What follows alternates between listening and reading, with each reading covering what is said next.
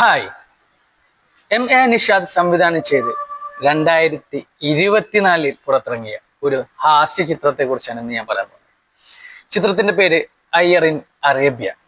മുകേഷ്, ഊർവശി, ധ്യാൻ ശ്രീനിവാസൻ, ഷെൻ ടോം ചാക്കോ, ദുർഗാകൃഷ്ണ എന്നിവരാണ് ഈ സിനിമയിലെ പ്രധാന വേഷത്തിൽ അഭിനയിച്ചിട്ടുള്ളത്. പിന്നെ ഈ സിനിമയെ കുറിച്ച് പറയുകയാണെങ്കിൽ സിനിമയുടെ കഥയൊക്കെ നല്ലതായിരുന്നു, പക്ഷെ അതിന്റെ ഡയറക്ഷൻ കുറച്ച് മോശമായി പോയോ എന്നുള്ളൊരു ഡൗട്ട് എനിക്ക് സിനിമ കണ്ടപ്പോൾ തോന്നിയായിരുന്നു. കാരണം എന്താ വെച്ച് കഴിഞ്ഞാല് സിനിമയിൽ നിന്ന് മാറി ഒരു സീരിയലിന്റെ വിഭാഗത്തിലോട്ട് പോയി വീണ്ടും സിനിമയിലോട്ട് വന്ന് അത് കഴിഞ്ഞിട്ട് പിന്നെ ലാസ്റ്റിലത്തൊക്കെ സീനൊക്കെ നമുക്ക് ഈ കഥ എഴുതിയ ആള് എങ്ങനെയെങ്കിലും ഇത് അവസാനിപ്പിക്കണമല്ലോ എന്ന് വിചാരിച്ചിട്ട് എന്തോ ഒരു ട്വിസ്റ്റ് ഒക്കെ ഉണ്ടാക്കാൻ ശ്രമിച്ച് എന്താ പറയാ, മൊത്തത്തിൽ ലാസ്റ്റ് ക്ലൈമാക്സ് ഒക്കെ എത്തിയപ്പോ ഫുള്ള് കൊളാക്കി അലമ്പാക്കി വൃത്തികേടാക്കിയിട്ടുള്ള ഒരു സിനിമയാണ് അയ്യർ ഇൻ അറേബ്യ എന്ന് പറയുന്ന ഒരു സിനിമ. അത് എനിക്ക് കണ്ടപ്പോൾ തോന്നിയ എൻ്റെ ഒരു അഭിപ്രായമാണ് കേട്ടോ. പിന്നെ അഭിനേതാക്കളെ പറ്റി പറയുകയാണെങ്കിൽ ഊർവശിയും നമ്മുടെ മുകേഷും ധ്യാൻ ശ്രീനിവാസൻ ഇവരൊക്കെ അത്യാവശ്യം നല്ല രീതിയിൽ തന്നെയാണ് ചെയ്തു പോയിട്ടുള്ളത്.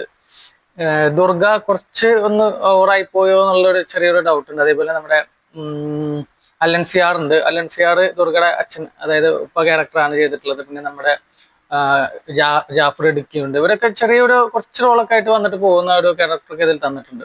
പിന്നെ അതുപോലെ ഈ സിനിമയുടെ ലാസ്റ്റ് എൻഡിങ് വരുമ്പോൾ തന്നെ നമുക്ക് ചിരി വരും.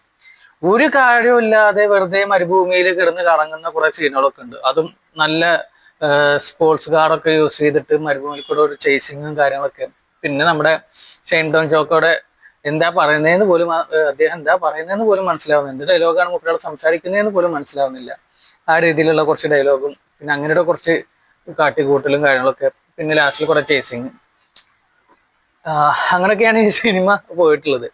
അപ്പോൾ ഈ സിനിമയുടെ മെയിൻ കഥ എന്താ വെച്ച് കഴിഞ്ഞാല്, ഈ അയ്യർ എന്നൊരു ക്യാരക്ടർ ചെയ്യുന്നത് നമ്മുടെ മുകേഷ് ഒരു പക്ക അയ്യര് എന്നുള്ള രീതിയിൽ തന്നെയാണ് മുന്നോട്ട് പോകുന്നത്. അതായത് ഒരു ചെറിയൊരു മറ്റുള്ള ജാതിക്കാരെ കാണുമ്പോൾ ഉണ്ടാവുന്ന ഒരു പ്രശ്നങ്ങളും, അതുപോലെ എന്താ പറയാ, നോൺ വെജ് ഉള്ള ഭക്ഷണം കഴിക്കാതിരിക്കുക, അല്ലെങ്കിൽ മൊത്തത്തിൽ ആ ഒരു ഒരു എന്താ പറയാ, ഹിന്ദു കൾച്ചർ എന്നൊക്കെ പറയില്ലേ, അതിനെന്തോ എനിക്ക് കറക്റ്റ് പറയാൻ അറിയത്തില്ല. ആ ഒരു വിഭാഗത്തിലൂടെ പോകുന്ന ഒരാളായിട്ടാണ് നമ്മുടെ മുകേഷ് ഈ സിനിമയിൽ അഭിനയിച്ചിട്ടുള്ളത്. പക്ഷെ ഊർവശി വേറൊരു ക്യാരക്ടറാണ്.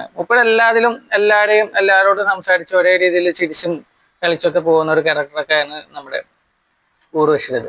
ഇതിൽ നിന്നും വ്യത്യസ്തമായിട്ടുള്ള ഒരു ന്യൂജൻ രീതിയിലാണ് നമ്മുടെ ധ്യാൻ ശ്രീനിവാസന്റെ ക്യാരക്ടർ പോകുന്നത്. അദ്ദേഹത്തിന് ഈ പറഞ്ഞ ഒരു മതം എന്നുള്ളൊരു ഭ്രാന്തവും കാര്യങ്ങളോ അല്ലെങ്കിൽ ഒരു ആചാരം എന്നുള്ള പറഞ്ഞ ഒരു കാര്യങ്ങളൊന്നും ഇല്ലാണ്ട് മൂപ്പര് ഇപ്പോഴത്തെ ലൈഫിൽ എങ്ങനെയാണോ പോകുന്നത് ആ രീതിയിലൊക്കെ പോകാൻ ശ്രമിക്കുന്ന ഒരു ക്യാരക്ടറൊക്കെയാണ് ചെയ്യുന്നത്. പിന്നെ ധ്യാൻ ശ്രീനിവാസനൊക്കെ കുറച്ച് റോളേ ഉള്ളൂ. എന്താ പറയാ, മകനെ വിട്ട് പിരിയാൻ ആഗ്രഹിക്കാത്ത ഒരു അച്ഛന്റെ ക്യാരക്ടറൊക്കെ ഇതിൽ വരുന്നുണ്ട് നമ്മുടെ മുകേഷിന്റെ ക്യാരക്ടറിൽ. പിന്നെ പറയുന്നുണ്ടെങ്കിൽ പടം ഞാൻ പറഞ്ഞില്ല, കഥ വലിയ കുഴപ്പമൊന്നും ഉണ്ടായിരുന്നില്ല. കഥ കുറച്ചുകൂടി നല്ലൊരു രീതിയിൽ തന്നെയാണ് കഥ ഉള്ളത്. പക്ഷേ അതിന്റെ ഡയറക്ഷൻ മോശമായ കാരണം കൊണ്ടാണ് പടം ഫ്ലോപ്പായി പോയിട്ടുണ്ടാവാൻ ചാൻസ് ഉള്ളത്. പിന്നെ ആരും അധികം കേൾക്കാൻ സാഹചര്യമില്ലാത്ത പാട്ടുകളൊക്കെയാണ് ഈ സിനിമയിലുള്ളത്. ഞാനും ആദ്യമായിട്ടാണ് ഈ സിനിമ കണ്ടത്. പിന്നെ ഒരു പാട്ടൊക്കെ ഉണ്ടല്ലേ, ഇതൊന്നും യൂട്യൂബിൽ പോലും വന്നിട്ടില്ലേ എന്നുള്ളൊരു ഡൗട്ടുകളൊക്കെ എനിക്ക് ഈ പടം കണ്ടപ്പോൾ തോന്നി. അപ്പോ സിനിമ മോശമാണോ എന്ന് ചോദിച്ചു കഴിഞ്ഞാല് ചെറിയ രീതിയിൽ ആ ഒരു ഡയറക്ഷനും കാര്യങ്ങളൊക്കെ മോശമായി പോയി. കഥ നല്ലതായിരുന്നു. അതൊന്നുകൂടി നല്ല രീതിയിൽ ചെയ്തായിരുന്നെങ്കിൽ ഒന്നുകൂടി നല്ല പടമായിട്ട് മാറാമായിരുന്ന ഒരു സിനിമയാണ് അയ്യർ ഇൻ അറേബ്യ എന്ന് പറയുന്നത്. പിന്നെ കുറെ വേസ്റ്റ് കുറെ സീനുകളൊക്കെ സിനിമയിലുണ്ട്. അതായത് സിനിമ തീർക്കാൻ വേണ്ടിയിട്ട് എന്തെങ്കിലുമൊക്കെ എടുത്ത് അവസാനിപ്പിക്കണമല്ലോ എന്നുള്ള രീതിയിലൊക്കെ ചെയ്ത കുറെ സംഭവങ്ങളൊക്കെ സിനിമയിലുണ്ട്. അതൊക്കെ ഒന്ന് മാറ്റി വെച്ച് കഴിഞ്ഞാൽ കുറച്ച് നല്ലൊരു പടമായിട്ട് മാറുമായിരുന്നു. എന്തായാലും എനിവേ, അപ്പോൾ ഞാൻ ഈ സിനിമ കണ്ടപ്പോൾ എൻ്റെ ഒരു അഭിപ്രായമാണ് ഞാൻ പറഞ്ഞത്. നിങ്ങൾ ഈ സിനിമ കണ്ടിട്ടുണ്ടെങ്കിൽ എന്തായാലും അഭിപ്രായം കമൻ്റ് ആയിട്ട് അറിയിക്കണം. അപ്പൊ നമുക്ക് അടുത്ത സിനിമയുടെ വിശേഷമായിട്ട് നമുക്ക് വീണ്ടും കാണാം. Okay, by.